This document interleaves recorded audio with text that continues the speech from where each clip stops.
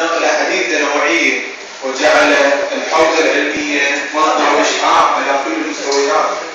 فارتقى بالوصول للمجتمع من خلال صلاة الجمعة المنبر الذي خاطب فيه الجميع، وكانت صلاة الجمعة الدور الكبير في نجاح ثورة الإصلاح والتغيير. ولا زلت أذكر جيدا لحظات مظاهرات ساحة التحرير التي شاركنا فيها بفعالية وشاركت فيها مؤسسة التجمع العراقي الأصيل منذ يوم 12 شباط إلى يوم 25 شباط شتاء 2011، والتي تزامنت مع ثورة الشعب المصري، وكانت المطالب عامة وهي الإصلاح، وكان المتظاهرين يتدفقون ويتظاهرون ويحتجون كعراقيين أولا وأخيرا، ويطالبون بعدم تهميش العراق وشعبه، ويطالبون بمطالب خاصة تخص العراق. ونجحت هذه التظاهرات من أن تجعل الحكومة تحترم المواطن ولو لفترة معينة، لا سيما بعد أن تآمرت الحكومة على المتظاهرين وصارت حول الجوال وحامل المتظاهرين وقامت بشراء بعض الذمم من خلال دفع الأموال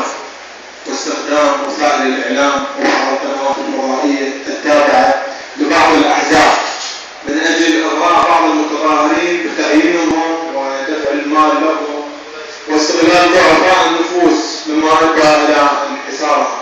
أتمنى من السياسيين أن يصلحوا عيوبهم بدلا من نسيانها والتصدي لأبرز عيوب الآخرين في الوقت الذي نرى فيه الكثيرين وهم يسعون إلى تسقيط خصومهم مستخدمين كل الوسائل المشروعة وغير المشروعة. فإذا لم يكن لهم ضمير لكي يرحموا شعب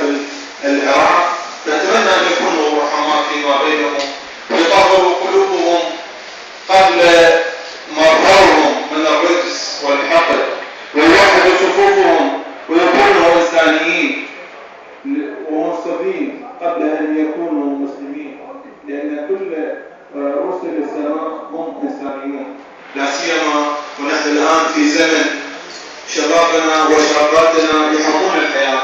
ويريدون أن يعيشوا كبقية الناس في البلدان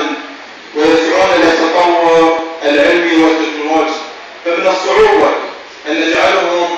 أن نجلسهم على حصيرة تؤذي إنسانهم أو نضطرهم للركوب على الحمير، لا سيما وشعبنا مثقل بالجراح ويحتاج إلى من يظل الجراحة ويهيئ له العيش الكريم والحياة الآمنة بضمان مستقبل أطفالنا وبناء جيل يعتمد الولاء للوطن ويكون الوطن مقدم بكل شيء. والآن أدعو إلى منصة الشاعر علي نجيب سعيد.